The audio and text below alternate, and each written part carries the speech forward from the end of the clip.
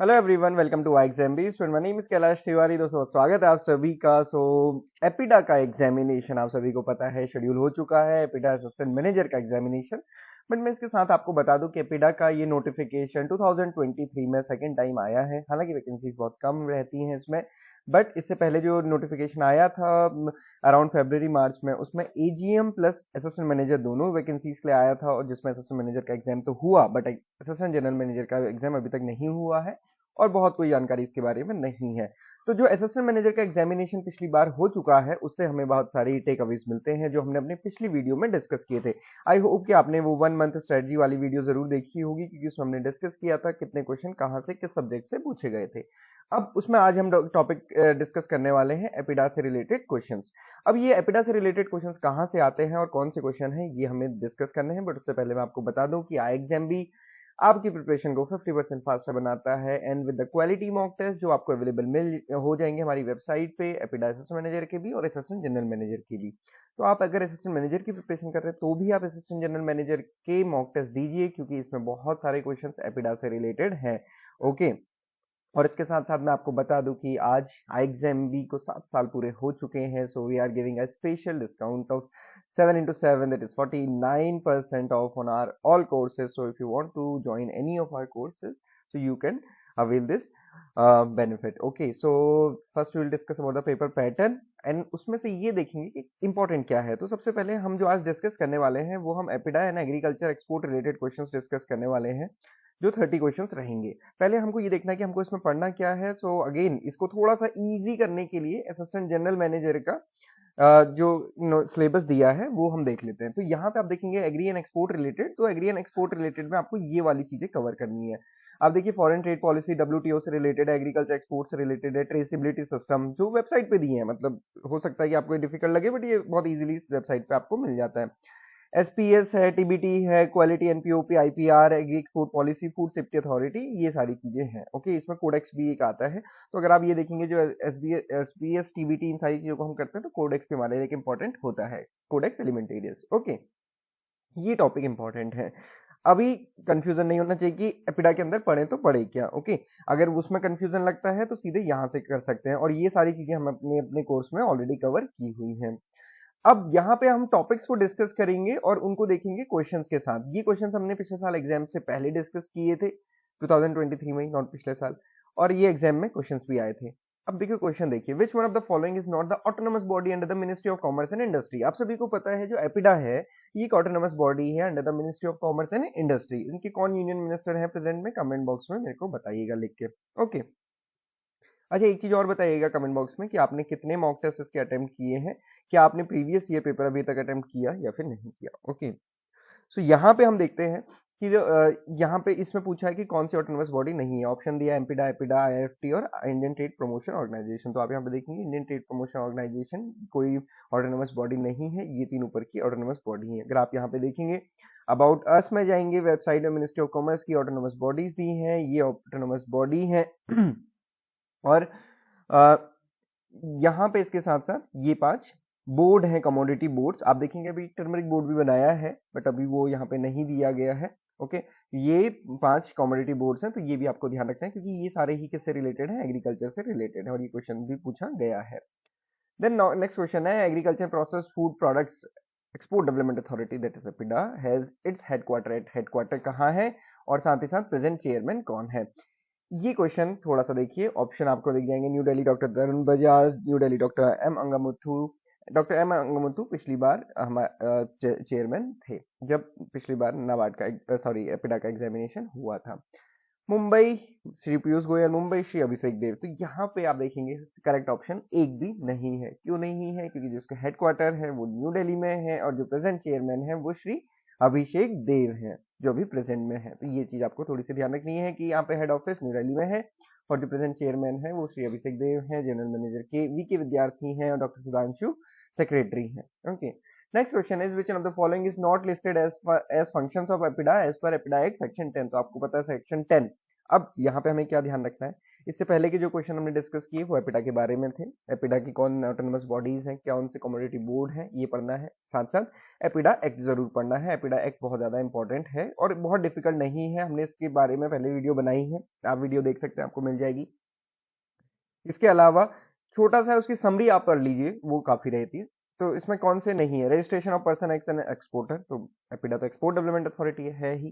Carrying out inspection of meat and meat products, क्योंकि meat and meat product एक scheduled product है तो उसका इंस्पेक्शन करना उनकी जिम्मेदारी है। पैकेजिंग भी एक पार्ट है, तो इंप्रूविंग ऑफ पैकेजिंग भी है, तभी वो अच्छे से एक्सपोर्ट हो पाएगा। देन फोर्थ देखिए, promotion of import oriented production and development of scheduled product. तो आपको लग रहे हैं सारे ही यहाँ पे सही टाइप के हैं, बट यहाँ पे ये देखना है, ये इंपोर्ट लिखा है जो कि गलत है। ये एपिडा किसके लिए करता है, केवल एक्सपोर्ट के लिए, इंपोर्ट में कोई बड़ा रोल नहीं है। ओके, तो fourth one is correct here, क्योंकि ये कोई फंक्शन नहीं है। आप देखेंगे जो ये वाला फंक्शन था वो यहाँ पे ऐसे दिया है, promotion of export oriented production and development of the scheduled product, तो ये हमने इंपोर्ट लिख दिया था इसलिए चेंज हुआ है। ओके, तो ये जितने असाइनमेंट फंक्शंस हैं ये एक बार आपको गो थ्रू करने हैं, इससे आपको सारी चीजें क्लियर हो जाएंगी। अगर आप देखेंगे ओवरऑल जो शेयर है एपिडा का एक्सपोर्ट में एग्रीकल्चर कमोडिटीज में, तो आपको दिख जाएगा वो नियरली 50% है। देन इंपॉर्टेंट क्वेश्चन कि कितने शेड्यूल प्रोडक्ट्स हैं, और शेड्यूल प्रोडक्ट्स के बारे में थोड़ी सी नॉलेज होना बहुत जरूरी है, क्योंकि इससे क्वेश्चन आएंगे ही आएंगे। How many schedule products are there under the APEDA jurisdiction as per the schedule 1 of the APEDA act. जो एग्जाम में आपसे क्वेश्चन पूछा गया था वो ये पूछा गया था कि शेड्यूल 2 में कौन सा प्रोडक्ट है ना, शेड्यूल 2 में। और क्योंकि वो बहुत इंपॉर्टेंट और वो इजी भी याद करना, ये तो डिफिकल्ट है थोड़े से याद करना। तो यहाँ पे अभी आप देखेंगे 17 प्रोडक्ट्स हैं, और अगर आप इसको देखेंगे जितने प्रोडक्ट्स मॉनिटर करता है एपिडा, तो अर्लियर जब एक्ट बना था तो 14 प्रोडक्ट्स थे, उसके बाद 3 अमेंडमेंट से इन 3 प्रोडक्ट्स को ऐड किया है, de oiled rice bran, green pepper in brine and the cashew nuts and its products. तो ये 15, 16 एंड 17 अमेंडमेंट्स आए, और बाकी एपिडा एक्ट के टाइम पे ये 14 प्रोडक्ट्स थे। तो अभी आप देखेंगे शेड्यूल 1 के अकॉर्डिंग शेड्यूल 1 के अकॉर्डिंग 14 प्रोडक्ट्स है, और बासमती राइस जो है वो सेकंड शेड्यूल में है। ये तो क्वेश्चन है और ये हमने भी डिस्कस किया था और ये आया था। अगेन चांसेस हैं कि इस टाइप के क्वेश्चन आ सकते हैं। Next question is APEDA is mandated with the responsibility of export promotion and the development of which of the following schedule products. अब वो किसके शेड्यूल प्रोडक्ट्स, अगेन जो हमने 17 प्रोडक्ट्स की बात की, आपको एक बार उनके नेम जरूर देखने हैं ताकि आपको पता रहे कि कौन है कौन नहीं है।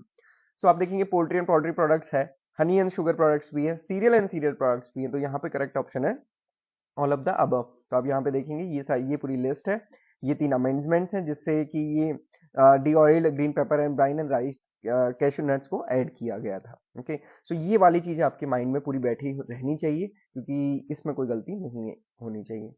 Which of the following traceability system is offered by the Epida for organic product? तो एपिडा ने क्या किया है, बहुत सारे ट्रेसिबिलिटी सिस्टम बनाए हैं फॉर द वेरियस कमोडिटीज की, वो ट्रेस करते हैं कि कहाँ पे क्या प्रोग्रेस है, कितना एक्सपोर्ट है, कितना प्रोडक्शन है, कितनी ग्रोथ है। सो उसके लिए पूछा गया कि ऑर्गेनिक प्रोडक्ट्स के लिए कौन सा सिस्टम बनाया गया है, ये क्वेश्चन भी आया था। हालांकि हॉर्टिनट उसमें पूछा गया था, यहाँ पे भी हम आपसे दूसरा पूछे हैं। सो ऑर्गेनिक प्रोडक्ट्स के लिए कौन सा ट्रेसिबिलिटी सिस्टम है, ऑप्शन है ट्रेसनेट, हॉर्टिनट, पीनट या फिर मीटनेट। तो यहाँ पे आप देखेंगे जो ऑर्गेनिक फार्मिंग के लिए है या फिर ऑर्गेनिक प्रोडक्ट्स के लिए है, ये है क्या है, ट्रेड नेट, ट्रेस नेट। बाकी बहुत इजी है हॉर्टिकल्चर के लिए, peanut is for peanut, meat is for meat, basmati is basmati जो सेकंड शेड्यूल में है, और यहाँ पे एक ट्रेस नेट है जो कि ऑर्गेनिक फार्मिंग से रिलेटेड है। ओके, इससे थोड़ा सा क्लू नहीं मिलेगा, तो आपको ये थोड़ा सा ध्यान रखना है। वहां पे पता चला आपको और कुछ ऑर्गेनिक नेट दे दिया, आप उसको क्लिक करके आएंगे, तो ऐसा नहीं करना है। Okay, which of the portal facilitate the FPOs to connect the exporter with exporters to the farmers for buying and selling their requirements? तो ये कौन सा बनाया गया है, और ये क्योंकि एपिडा इस पे वर्क कर रहा है इसलिए हम ये इस क्वेश्चन को पूछा गया है, और ये ऐसा क्वेश्चन भी आ चुका है। Virtual trade fair, farmer connect portal, e Kisan portal और एग्री एक्सचेंज पोर्टल। तो यहाँ पे जो करेक्ट आंसर है वो क्या है, फार्मर कनेक्ट पोर्टल, जो कि एपिडा के द्वारा बनाया गया। आप देखेंगे APEDA farmer connect. Okay, next question है कि registration cum allocation certificate RCAC issued by the APEDA for the export of, ये आरसीएसी किसके लिए, किसके एक्सपोर्ट के लिए दिया जाता है। ओके, ये स्पेसिफिक टाइप की जो चीजें हैं वो जनरली पूछी जाती हैं, जो इन जनरल है वो थोड़ा सा नहीं कम पूछी जाती है। तो आप देखेंगे आरसीएसी किसके लिए किया जाता है, बासमती राइस के लिए। ओके, बासमती राइस से क्वेश्चन पिछली बार भी आए थे, जरूर पढ़िए, शेड्यूल 2 के अंदर है इसलिए इंपॉर्टेंट है। Which of the following is a measure of a promote agriculture exports under the agriculture export policy? कौन सा इसमें है, तो आप देख सकते हैं ऑप्शन देखिए, imposing export restriction, providing subsidies, decreasing import duties on agriculture commodities, developing infrastructure for export promotion. Again ये क्वेश्चन थोड़ा सा डिफिकल्ट लग सकता है, बट ये है इजी, मैं इसको आपके लिए छोड़ता हूँ, आप मुझे कमेंट बॉक्स में इसका आंसर बताइए। ओके, इसको थोड़ा सा पढ़िए, बहुत डिफिकल्ट नहीं है, बहुत एक्सपोर्ट पॉलिसी अगर नहीं भी पता है तो भी इसको आप आंसर कर पाएंगे। नेक्स्ट क्वेश्चन है, which of the following crop is are not covered under the agriculture market intelligence centre. एक एग्रीकल्चर मार्केट इंटेलिजेंस सेंटर है, उसमें कौन सी क्रॉप को कवर नहीं किया है। इसको भी अगर आप ऑड वन आउट करेंगे तो आप इसको इजीली थोड़ा सा आंसर कर सकते हैं। इस थर्ड ऑप्शन देखिए, ये ग्रास है। ओके, तो यहीं पे ग्रासेस नॉट इंक्लूडेड। आप देखेंगे जो क्रॉप कवर्ड है under this market agriculture market intelligence centre, वो ये सारी क्रॉप्स है। और इसके मार्केट इंटेलिजेंस के 4 कॉर्नरस्टोन है, क्योंकि मार्केट इंटेलिजेंस सिलेबस में दिया है तो इसलिए आपको ये कवर करना ही करना है। So this is all about today. हमने बहुत शॉर्ट में देखा कि कौन से टॉपिक इंपॉर्टेंट है और कौन से ऐसे क्वेश्चन हैं जो हमने डिस्कस भी किए थे और जो क्वेश्चन आ भी चुके हैं। और इसके लिए इंपॉर्टेंट है जो पिछली वीडियो थी जिसमें 1 मंथ वाला हमने डिस्कस किया है, उसमें मैंने आपको पूरा बताया है कि जो एपिडा का एग्जामिनेशन हुआ था किस टॉपिक से कितने क्वेश्चन आए थे, उसको जरूर करना है। ओके, उसको जरूर देखिए। और अभी हम आगे बढ़ते हैं। So this is all for today, thank you everyone. आज एग्जाम भी को 7 साल पूरे हुए हैं, 7 to 7 49 का जो हम कहते हैं give away take away coupon code या फिर offer we are providing. Thank you for joining this session and have a very good